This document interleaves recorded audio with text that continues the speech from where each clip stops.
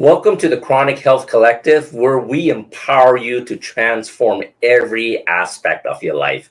We gather the best coaches and experts in the world to bring you weekly insights into how to elevate your physical, your mental, and of course, your spiritual well-being. Whether you're looking to boost your energy, heal your relationships, or live a more productive, balanced life, we're here to guide you every step of the way. My name is Andy, and in this episode of the Chronic Health Collective, we have Terry, Sayre, and Kelly. Let's get them into the show. Hello. Hi, Kelly. Hi, Terry. And Terry and Kelly is a mother-daughter coaching duo from Fearless Generations. They help people break free from fear to live their fullest potential through practical tools like intention setting, life logging, and gratitude practices. They guide clients from stagnation to freedom, fostering confidence and purpose. Their unique mother-daughter dynamic brings a compassionate, relatable approach, offering insights from both generational perspectives. Based in Central California, they provide virtual coaching that empowers individuals to overcome self-doubt, set clear intentions, and celebrate personal growth. Passionate about fear mastery, Fearless Generations inspires clients to move from fear to fearless living. Hi, Terry and Kelly. How are you guys? Great. Good morning. Nice to be Doing great. Great. So, for this month's topic, we are revolving around the topic of gratitude. And one of the things that you talked about on our Facebook little snippet there is talking about the state of being grateful. And let me ask you this, gratitude and fear, to me, they seem like total opposites. How does stepping into a grateful mindset actually help us confront our fears? Yeah, well, being grateful is being in a state of positivity or seeing the world as for us. If we are a person who maybe gets in the cycle of complaining or fearing the other shoe to drop,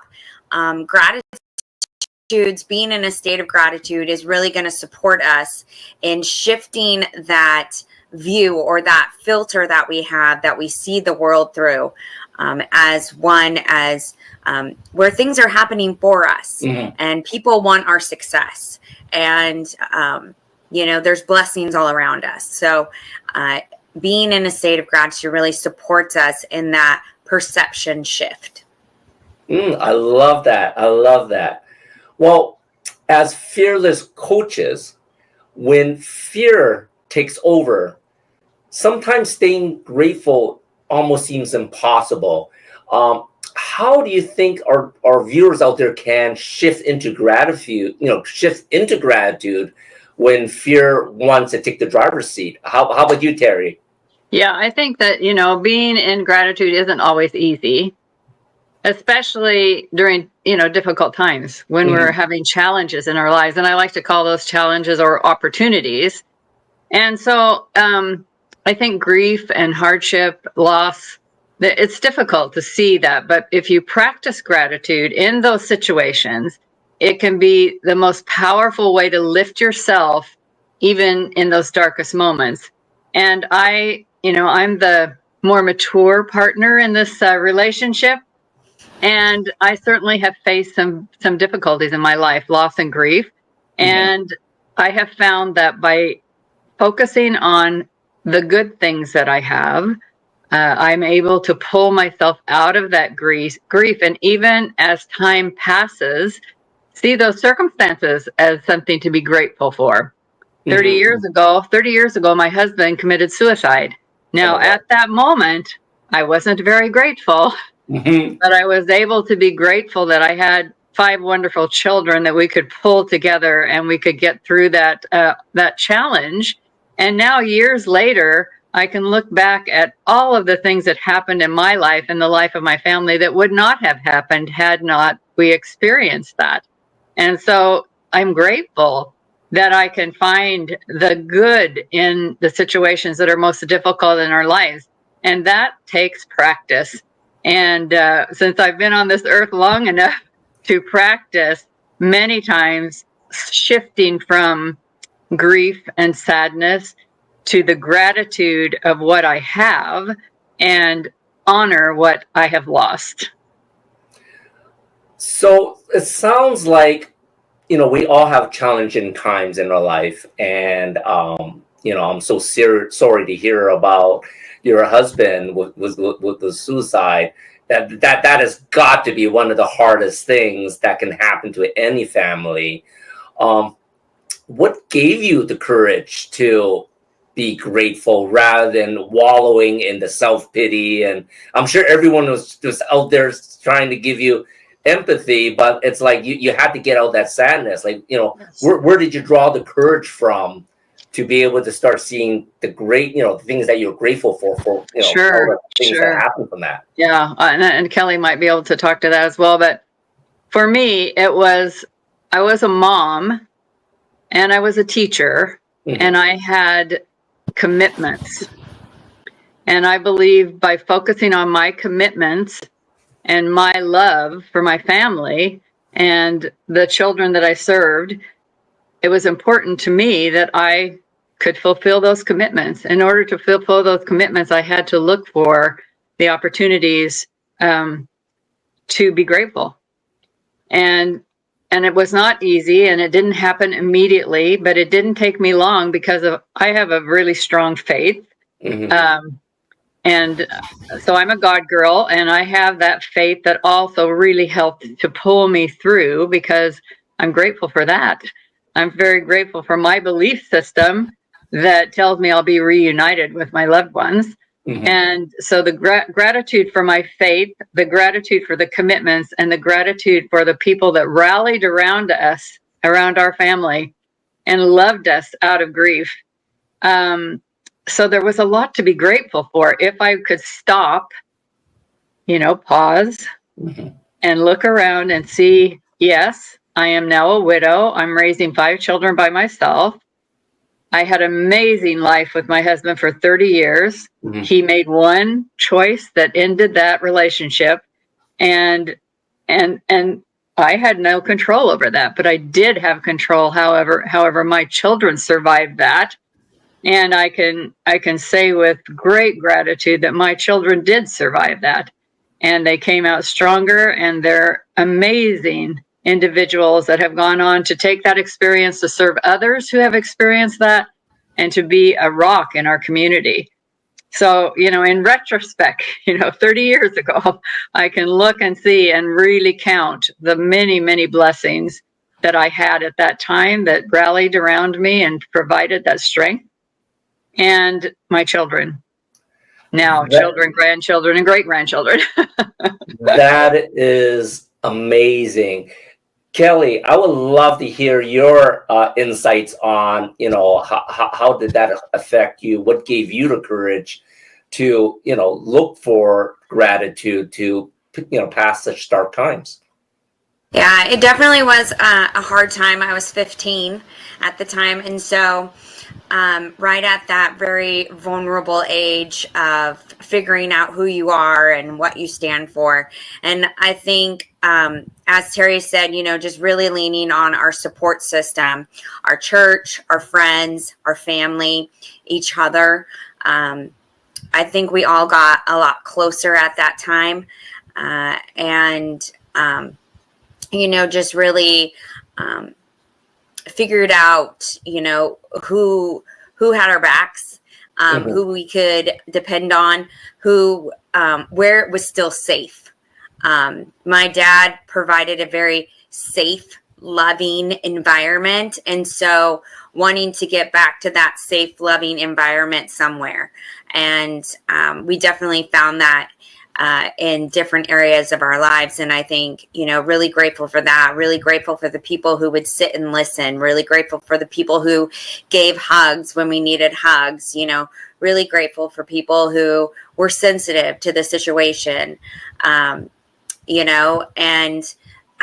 now, about 6 years ago, I decided that I wanted to give back. And so I started a fundraiser for our local suicide prevention task force.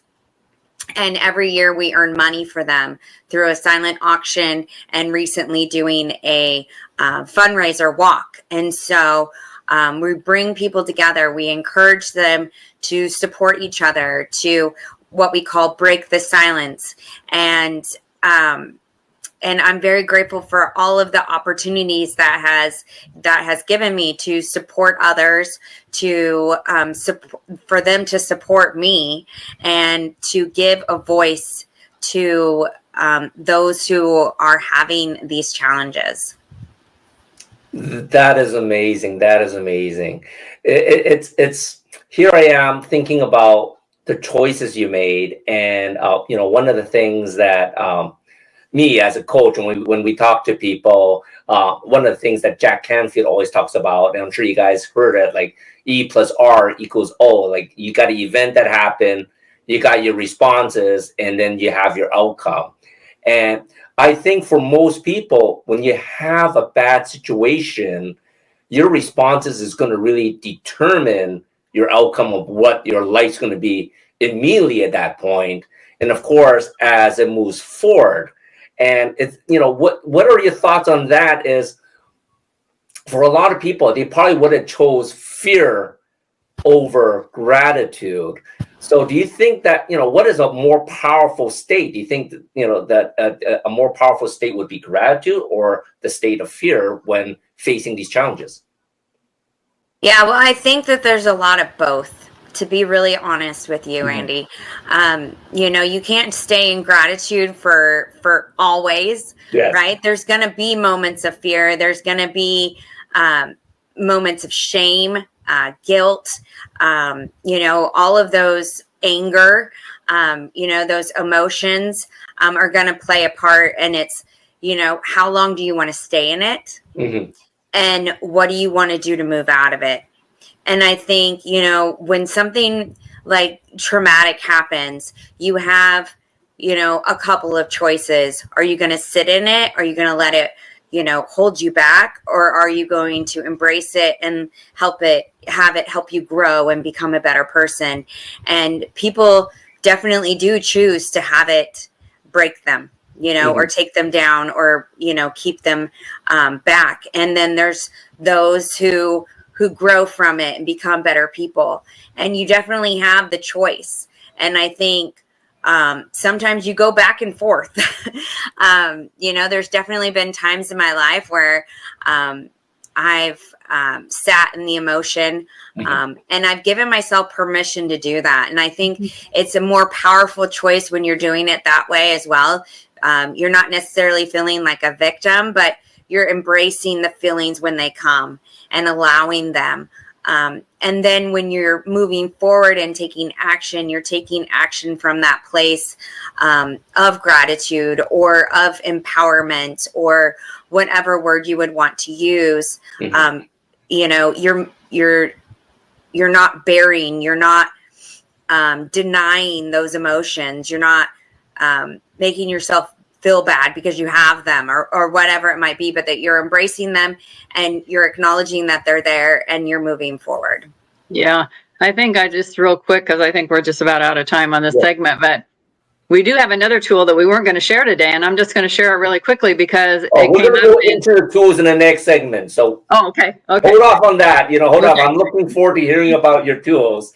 Okay. But, we'll do that. what are your thoughts are, for what do you think is more powerful? Gratitude or state of fear? I think Kelly really hit the nail on the head when she said, don't stuff your feelings. Allow your emotions to be felt, but don't get them stuck in your heart, in your stomach, wherever your feelings get stuck. Allow them to go through you. Don't push them away. Don't stuff them down. Allow those feelings of grief, of anger. I still have those after 30 years when I think, I'm going on this trip and we could be going together and it would be, our kids are all grown and we're grandparents. And so I just allow that sadness to go through me and then I enjoy my time with my family. So I think it's really important that you don't ignore your emotions. Your feelings are important. You need to acknowledge them. You need to feel them. And then you need to move on. And what are you committed to? And that's what you act on. I love that. Acknowledging your feelings, you're not ignoring them, and, the support of your family and everything that happens with you. Because I think a lot of people think it's all about me. They talk about my ego. They don't think about anyone else. But you guys teach people how to lean into your family, all the loved ones that's giving you the support. I think that is very important when you want to start channeling the state of being grateful. And if you don't have a family, because there are people that don't have a family to support them, so it's not like we're not Pollyanna. We realize that there are people that don't have the kind of family we have that supports each other. And then that requires even more strength on your part and courage on your part to ask help from whomever. And that could be professional help. It could be, your church, your faith-based help. There's help accessible to everyone. If you don't have a family, asking for help takes a lot of courage. And it is that help to lean on that allows you to move through the process. I love that. We'll be right back after this short break, and we're going to dive into some of the help that Terry's talking about. We'll be right back. A life empowered is closer than you think. We're all looking for a better way. Reimagine what's next with a new sense of exuberance. Why not power on like you mean it? Or power off blissfully? A better sleep is a better awake. You've never moved like this before.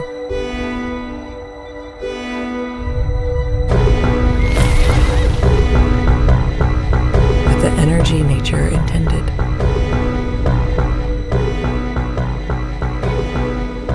Imagine reprogramming the way you look at the speed of science.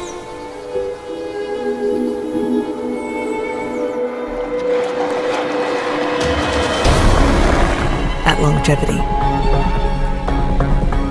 At exhilaration. It's next level rejuvenation. Take control of your well-being from the inside out and outside in. The light within is ready to ignite. Be the light. LifeWave.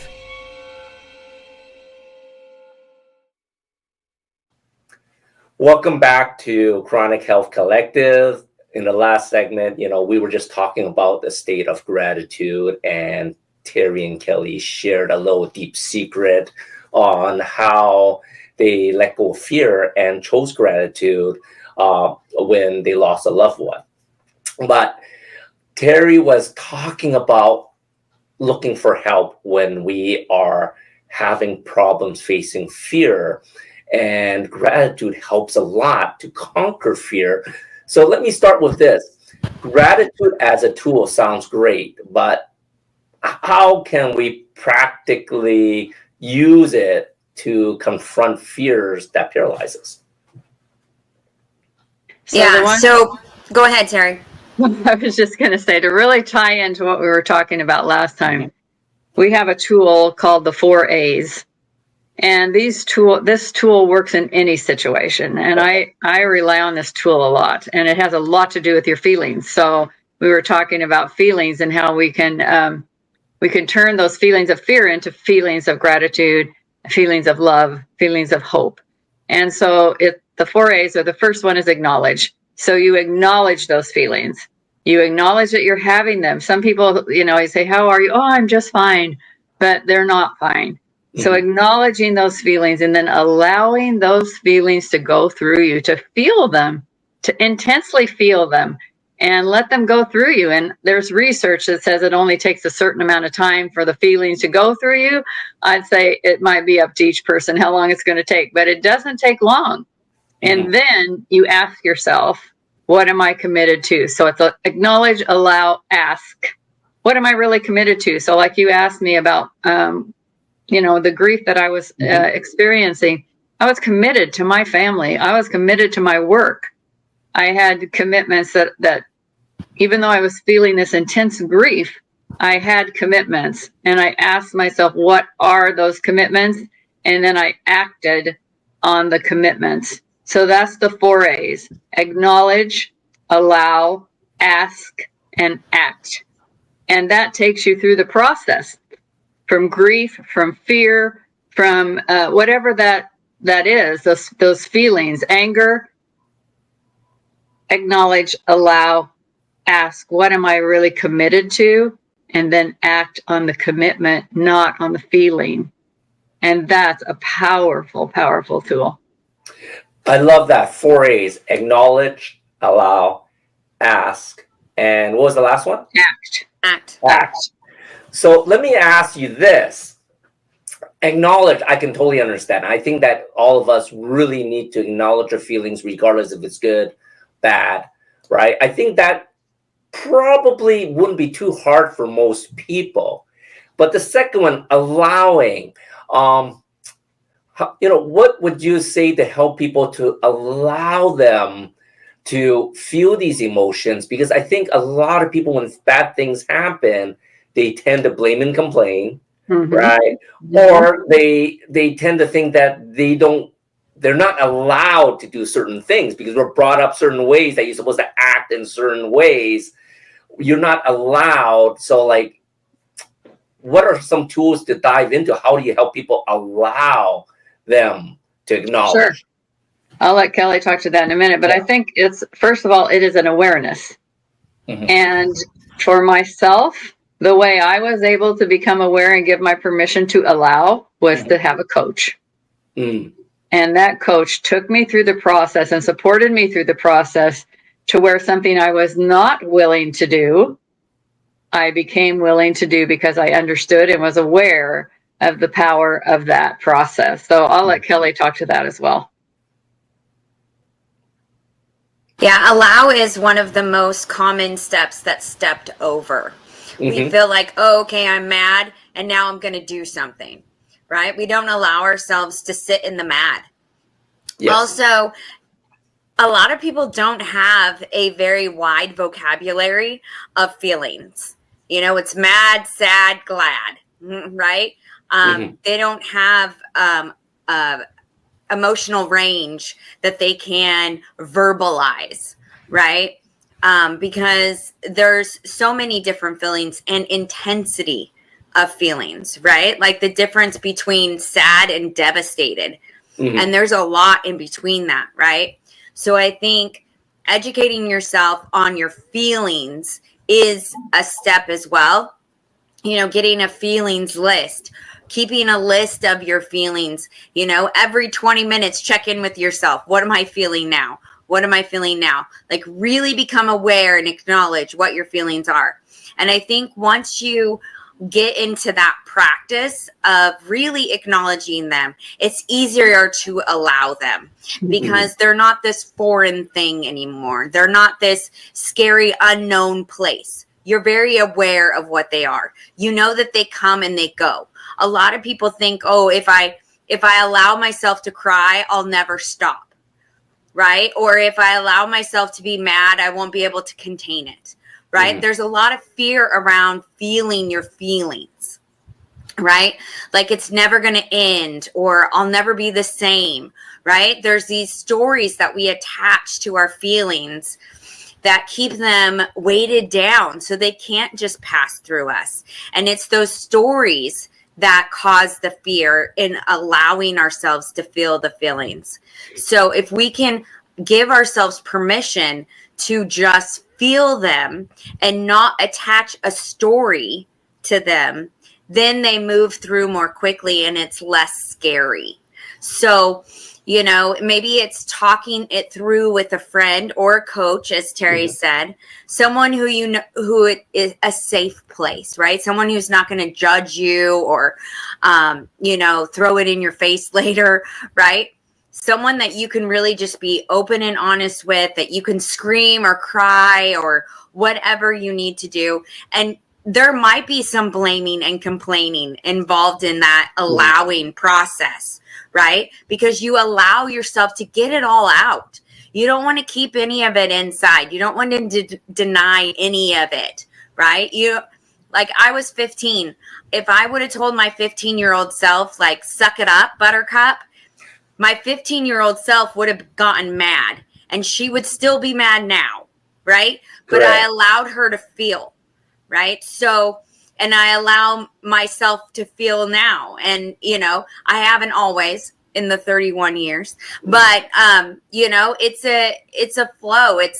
Life is a roller coaster, right? So, but it's acknowledging process, it kind of takes some of that fear away. When you can let go of the stories, it takes some of that fear away, to give yourself permission to feel. And it's true. We were told to not cry. We were told, you know, that it's, you know, you're too sensitive, or you're a baby, or whatever the negative talk was around feeling our feelings, like, calm down, you're too much, right? Getting past that is where those stories, that's where the fear is in feeling our feelings. So whatever you need to do to support yourself in getting away from those stories, attaching those stories and those judgments to your feelings, the less scary it will be to allow yourself to process them. That's amazing. And right from the beginning, when you said mad, sad, glad, I think that really resonates with a lot of people, because people don't realize there's a string of emotions that go from one state to the other state. And it may take some while to get from one side to the other. So, but it sounds like to me is you have to rewrite that story and allow yourself. You're not asking permission from anyone else, right? Is that correct? Yeah, I for myself, permission is a huge word, and it was a huge transition for me. You know, it was like I was secretly waiting for this person to come along and say, Kelly, it's okay. And I realized that person was me. Correct. I was the person who came and said, Kelly, it's okay. And so getting to that point, surrounding yourself with people that can support you in seeing that you're the person that gives yourself permission. And if you can't, they give you permission, right? Like they say, you know what? It's okay. It's normal. It's human. It's not a bad thing to feel your feelings. It's a good thing to feel your feelings, right? You have these people around you that support you in that goal. You don't want to have people around you that are can continue to suppress, right? So it's making those proactive choices, as well as who you're surrounding yourself with, who are supporting the positive story or the shift in the story that you're wanting. That's amazing. So it sounds like that really leads into your third tool, asking people for help. From the point that you acknowledge you're allowing yourself to feel these emotions, you're asking for help, how important do you think the last one is to act? And what does acting actually mean to make this all come together? Yeah, and when you the ask part is not asking other people, it's asking yourself. Oh, I love that. Okay. Yeah, when just everything we do in fearless living starts with ourselves. Everything. Gratitude, whatever we're talking about, starts with us. Okay. So we're going to ask ourselves what I'm committed to. What am I committed to? Not what you think I'm committed to, because that's an expectation. What am I committed to? And that's when you act on the commitment. So, for example, when I was dealing with the grief of losing my husband, I had to ask myself, what's important to me? What am I committed to? And it was my kids. I mean, I was totally committed to my kids. Their dad had the most loving relationship with our children, that I knew it was going to be really tough for them. So I asked, what am I committed to? Giving my children the same safe environment he gave all of us. That meant I had to change. I had to change. Correct. Nobody else. I had to act differently. I had to realign my commitments, and I acted on that because I was the workaholic in our family and he was the caregiver. I had to become the caregiver. And so that was a total transition, and that's what I acted upon because based on my commitment. So it's really, you're going to act on whatever it takes to fulfill that commitment. That's the most important thing to you. Yeah. Does that help? Yes, it does. And now that runs a question to my mind is, too many of us, we don't actually ask ourselves these questions, right? How do you think, what would be a good tip to help people start asking these questions for themselves? Because like you said, I think a lot of people have expectations on how we should be acting, not asking what we should be doing, right? Yeah. What are your thoughts on that? Yeah, I think a lot of us can get stuck in the expectations of others, as well as society. Yes. Expectations, grief is supposed to look like this. Happiness is supposed to look like this. Success is supposed to look like this, right? And we get stuck in those outward qualifications or expectations. And so taking the time, as Sayre said, pause, right? Taking that time to really define those things for yourself, right? Because you can have the outward definition of success, but inwardly you do not feel fulfilled, right? So what does success mean to you? What does grief look like to you? What does happiness look like to you? Because when you do it according to how you define it, then it's supportive, right? You're moving along that process. If you're expecting yourself to do it a certain way or look a certain way or behave a certain way, you're not going to allow yourself permission to do it the way you need to do it, right? And so in asking yourself what you're committed to, it's what supports you, what makes you happy, what, who are the people that are important to you, the things that are important to you. What do you want? A lot of people don't know what they want because they're so busy fulfilling what other people want that they don't even know what they want themselves. I know as a mom, I got stuck in that a lot. Correct. Because my concern was, what do my kids want? What does my husband want? And I couldn't ask myself, what do I want? Now, sometimes they align, right? So what they want is what I also want. And, but you need to identify what that is for you. You need to identify what grieving looks like to you, or what fulfilling this commitment looks like to you, right? So you're asking yourself what you're committed to. Well, what does that look like? What does it feel like? What does it sound like? What would you say to yourself? How would you eat? How would you move your body if you were staying committed to these things that you're saying you're committed to? And those are the actions, right? So asking for help, getting a coach, starting some kind of schedule for yourself, whatever is going to support you in keeping that commitment and supporting you in moving through that process and supporting you in moving from that fear, right? That's holding you stuck to, what we call freedom, that place where you're progressing and you're living and you're loving your life, right? It's not going to necessarily happen all at once, right? It's a daily practice. It's a moment by moment situation sometimes, you know, but it's that continuation of reminding yourself what is important to me and how can I move towards that? How can I stay committed to myself and what is important to me? I love that. I love that. All great tips. Your 4 tips: acknowledge, allow, ask, and act. We're going to take a short break and we're going to be coming right back. And we're going to dive into a little bit of how gratitude is the antidote to blaming and complaining. Are you ready to finally unlock your biggest dreams and live the life you've always wanted? I'm Candice McKim, and I invite you to join me in the manifestation magic process. Whether you're dreaming of that perfect business, financial freedom, or more joy in your life, it's all possible. With manifestation magic, you'll shatter common misconceptions that keep holding you back, learn the secrets of attracting your deepest desires, and activate the magic of sacred synchronicity. Head to CandiceMcKim.com and start creating the life of your dreams today.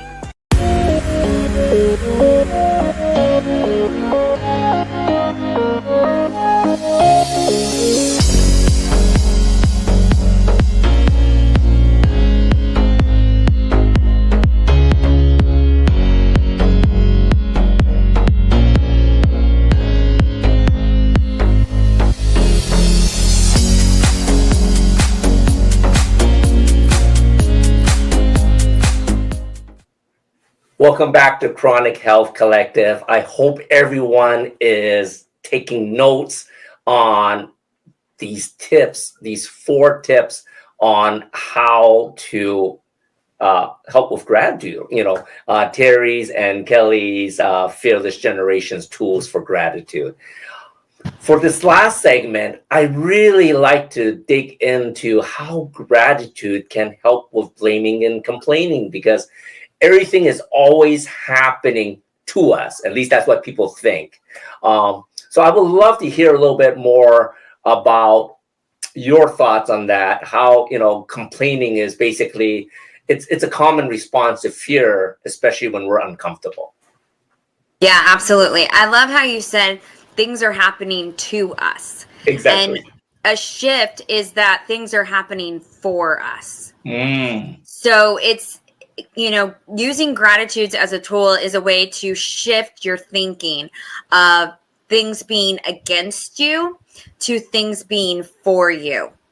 So every situation is something that is for your growth, for your good. And that is definitely a different way of looking at things, especially when something, you know, challenging is happening, right? When good things are happening, it's really easy to be grateful, right? And see that things are going good. But when things are challenging, it's like, woe is me sometimes, which is fine, but you don't want to stay there, right? So it's, instead of complaining, we talk about venting, but that's not the tool we're sharing right now. So you'll have to stick around to get to know that one. But, you know, it's a way of shifting into a different mindset of seeing the things that are happening around you that you have absolutely no control over, that are beautiful, that are good, that are kind, and there are those things all around you. You know, that cool breeze when it's hot, or you know, the sun shining, or maybe it's raining and it's, you know, especially here in California, rain is a good thing, even when it's annoying, right? Because we're in a constant state of a drought. So, you know, just seeing things like that, even when you're dealing with kids getting to school in the rain, it's like, it's still a good thing because we need water, right? So it's seeing things from that filter of gratitude is you know, such a more empowering place to live from. And the tool that we use helps you in that shift. I love to hear a little bit more about that tool, but before we dive into that, I love what you said about so many so many people think things happen to them. No one ever thinks that things happen for them, right? If something's bad happen, or like you said, it's raining. It's actually raining here in Texas, and it was funny. We just had our housekeeper come by, and she was coming like, "Wow, the rain sucks. We don't need the rain here in Texas." Well, actually, we do. Like you said, it's hot. It's sort of refreshing. Sure. It's good for grass and everything, right? So, like, we're grateful for the rain. Then I don't have to water my grass as much. It won't look as Right. That's right. right. But yes, I would love to hear more about that tool, Terry. Yeah, when I think about complaining and using gratitude, I don't know if you're familiar with Corey ten Bloom or Mark Frankel, who were both in concentration camps and both wrote books about how they survived. And they talked about, in Man's Search for Happiness by Viktor Frankl, he talks about how he was able to be grateful every day because no one could take away his mind and his thoughts. And Corey ten Bloom was grateful for the lice in the barracks, because the soldiers wouldn't come in and abuse them in the night because they didn't want to get around the lice. So when I think about ultimate gratitude, I think about their stories and how they, in probably the most heinous of situations, were able to survive because they had an attitude of gratitude. And so I think that's such an amazing tool. And we in Fearless Living teach and ask our clients, and we do ourselves, I do it every day, to write gratitudes. And even on the worst, in the worst situations, find those kernels of blessings that are in your life, even when you think they're not there.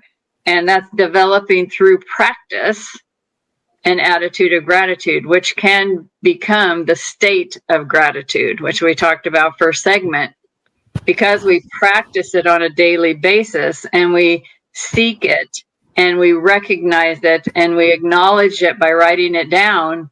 It helps us to stay in that state of mind. Again, we are human, and there will be times when we complain and we vent and we blame and we shame and we feel guilt, but we can switch that because we have a tool, and we can utilize that tool to help us. Both the 4 A's that we talked about before, and now writing gratitudes becomes a way to, as an anecdote to complaining. So let me ask you this, because so many things happen to all of us that we probably do complain about. Like I said, some of us will complain about the weather. Some about sometimes we'll complain about our dog bark. Not our dog, but our neighbor's dog barking in the middle of the night. It is hard sometimes to get into that attitude of gratitude. Absolutely. How hard is it to make that a habit? Like, do you suggest you do that first thing in the morning, or you do it when you start getting those negative mindset, like you get those negative thoughts? What are your thoughts on that? Because I think it's probably pretty hard for most people to train themselves to see the good when it's so much bad. Sometimes they come in 3s, 9s, 18s, whatever, right? It's crazy. Oh, that's a myth. It can definitely feel that way, though, Andy. It definitely Yes, can. it can. Yes, it can, for sure. The practice is to write 5 every day. Now, whatever supports you, like I write mine in the morning. Some people write them at night. Some people write them when they see them.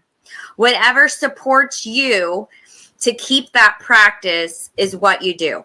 So in the morning, every morning, I write 5.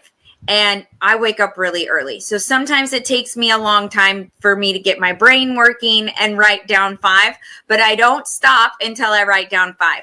Now, another reason why we write them down is because in that challenging time, we can go back to our journal and we can read them and remind ourselves of all of these gratitudes that we've had. Right. And so that's something you can do in that moment. Now, you're being waked up in the middle of the night by your neighbor's dog. You're not going to necessarily pull out your gratitude journal and read them. Right. But in the morning, after you've had some more sleep, you might be able to still find those gratitudes for yourself. Now, in this instant moment, I don't know what your gratitude would be about your neighbor's dog barking, but maybe your neighbor is a great neighbor, and so you focus on that instead of their dog, right? But or the dog's keeping away rodents from your house. I don't know, right? But you find something that you're going to be grateful for. And so every morning I have that practice, and so it's become a habit. It's become part of me. And I just want to reiterate, these aren't mine and Terry's tools. These are tools that we learned from the Fearless Living Institute. And the creator of that is Rhonda Britton. And so we learn these tools. We use these tools. That's how we know that they work.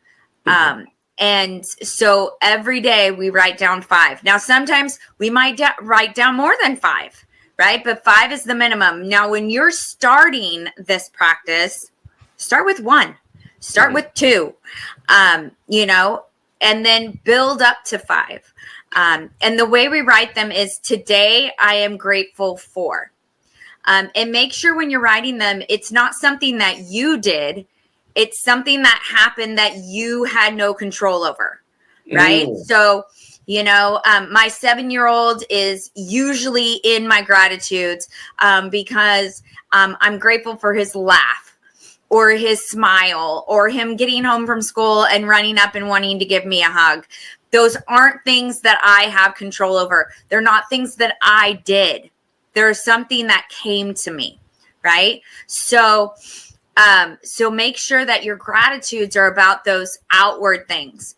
And those things that you do is a different tool. So you got to keep coming back to get all of these amazing tools that we've got for you. But just remember that gratitudes are things outside of yourself. And I think that gratitudes are kind of a known tool. It's not a new thing, right? Like over 20 years ago, Oprah was telling people to write a gratitude journal. So maybe even way longer than that. I don't know. But it's the way we do them that I feel is really empowering, that we write, today I'm grateful for, and then finish that sentence with what you're grateful for. And if you can even be really specific, that makes it even more powerful, so that when you go back, it takes you to that moment. You receive that visceral experience again. And so it's even more powerful to help you shift when you're in those moods, right? And I think too, it's important. Well, I was just going to say, it's important. I think in your question, you were asking, like, in the moment when you're complaining, or in the moment, how will the gratitude help you? So what we train ourselves and then our clients to do is to reframe the complaint. So look at the complaint and then reframe that into, today I'm grateful for. And what in that complaint can you find to switch?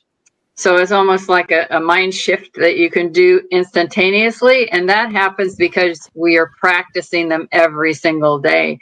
They're on your mind.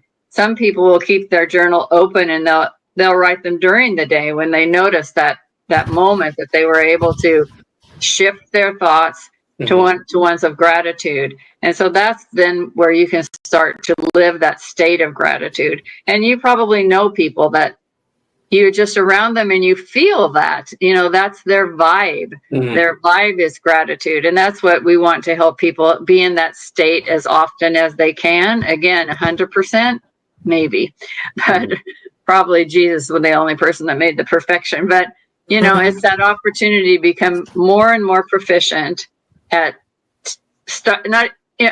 I'm not going to make that complaint. So you even stop before you say it, That's a complaint. Do I want to be in the state of complaining, or do I want to be existing in the state of gratitude? Because honestly, we have so much to be grateful for. So living here in the United States and all the freedom that we have so much to be grateful for. And so you can almost stop the complaint before you say it if you practice enough.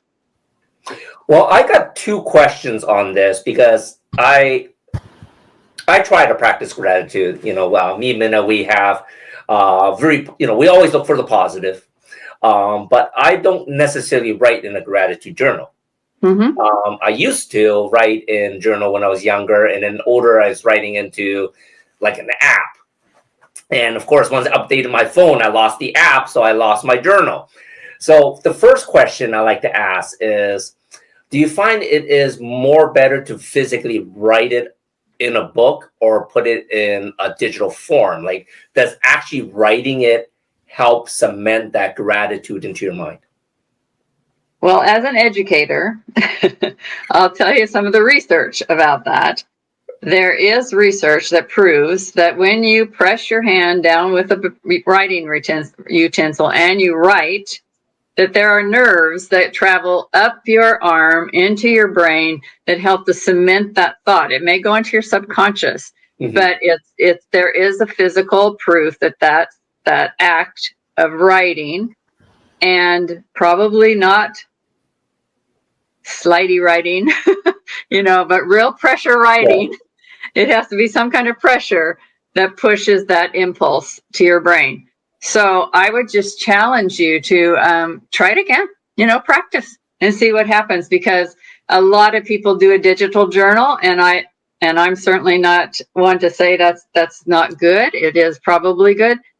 I think you have to write with some kind of little stylus, don't you? When you write it. Yeah, you can. So you are pressing down, so you are getting that sensation.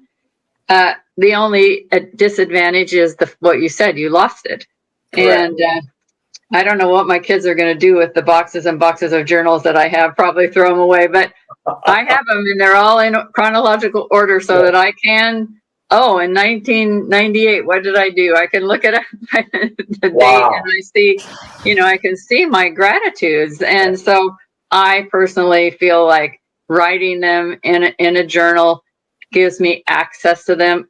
Since I'm not a digital person, you probably can access them there as well. Yeah. So I think either it would totally depend, rather than the only thing is losing them if you change your phone.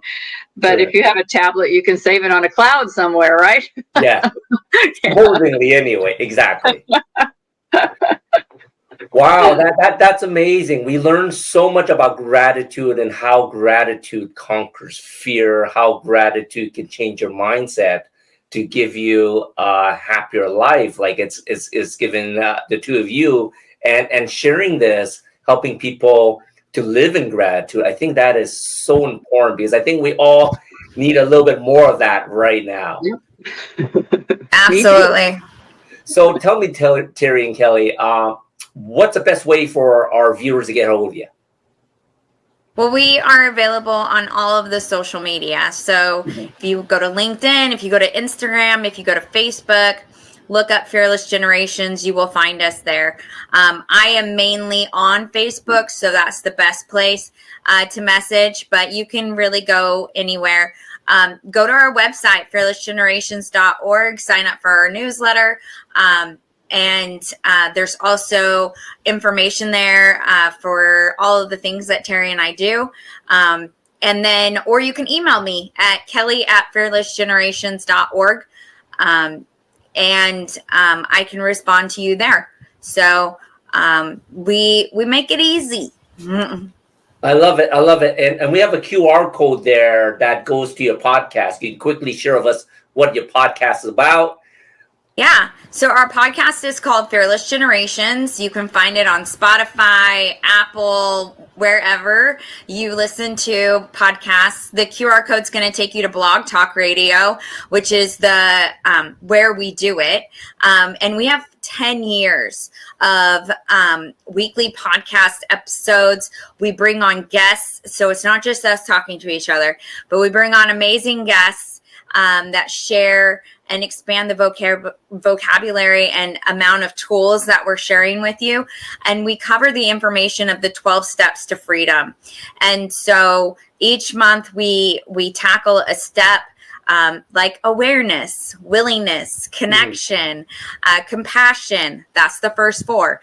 And so we go through each one of those year after year as we progress in our knowledge around the steps. and our growth as people. I encourage you to go there and take a listen. Thank you so much for all your insights on the Chronic Health Collective show. Join us here every Tuesday at 7 p.m. CST. You can watch past episodes at watch.e360tv.com, in the Vitality TV network, or on our YouTube channel at Chronic Health Collective. And of course, if you like to learn more about the Chronic Health Collective, visit us at our website, chronichealthcollective.com. Thank you, everyone, for enjoying our show. Goodbye now. Thank you.